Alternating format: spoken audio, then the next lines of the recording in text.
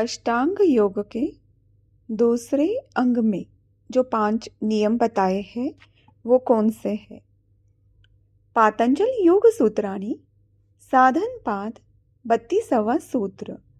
शौच, संतोष, तपः, स्वाध्याय, ईश्वर प्रणिधानानि नियमाः।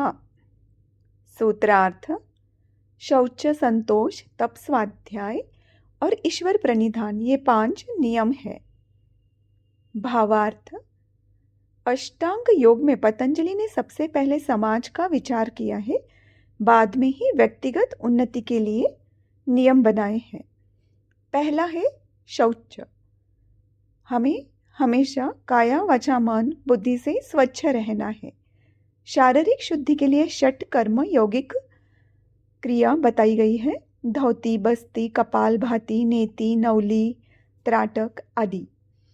वाचा की शुद्धि के लिए हमें मधुर बोलना है। मन की शुद्धि के लिए हमें जप और ध्यान करना है। जैसे हम सुबह ब्रश करते हैं, नहाते हैं, ये शारीरिक शुद्धि है। पर मन की शुद्धि और बुद्धि की शुद्धि भी ज़रूरी है। दूसरा है संतोष। हमें जीवन में स्वीकार भाव रखना है और आसक्ति रहित हमें जीवन जीना है। हमारे पास कुछ है या कुछ नहीं है, फिर भी हमें संतोष का भाव रखना है, समाधानी रहना है। सतत आनंद और मानसिक शांति हमारे जीवन में हमें किसी भी परिस्थिति में बनाए रखनी है, क्योंकि आनंद हमारे भीतर है। तीसरा है तप। अच्छे उद्देश्य के लिए दीर्घकाल निरंतर दृढ़ अभ्यास जब हम करते रहते हैं तो उसे तप कहा जाता है।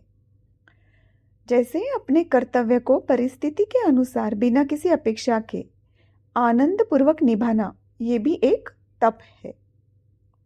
मानसिक तप है, सात्विक तप है,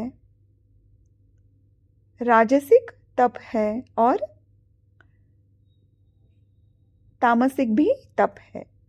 बट अगर सात्विक तप हम करते हैं निरपेक्ष भाव से, श्रद्धा रखते हुए और किसी फल की अपेक्षा न करते हुए जब हम कोई भी कर्म करते हैं तो वो सात्विक तप हो जाता है। चौथा है स्वाध्याय। स्वाध्याय मीन्स स्व का अध्ययन, अभ्यास। हमेशा हमें आत्मचिंतन करते रहना है, आत्म परीक्षण करना है, क्या सही किया, क्या गलत किया, कैसे मेरा बिहेवियर होना चाहिए था। अगर शास्त्रों का अध्ययन हमेशा हम करते रहते हैं तो हमें स्वाध्याय में मदद होती है। जब हम महान व्यक्तियों के चरित्र और लेख पढ़ते हैं तो हमारी इंटेलेक्चुअल लेवल बढ़ जाता है, ज्ञान हमारा बढ़ जाता है और अंतःकरण की शुद्धि और बुद्धि का विकास इसमें होता है। पांचवा है ईश्वर प्रणिधान।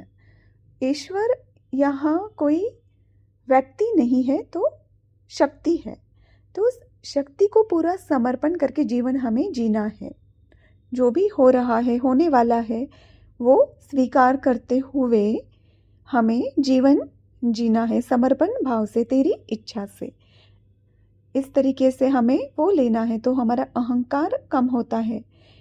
जो भी हो रहा है हमारे लाइफ में, इसमें एक्सेप्टेंस लेवल बढ़ता है कि मैं नहीं, वो कर रहा है तो ठीक है।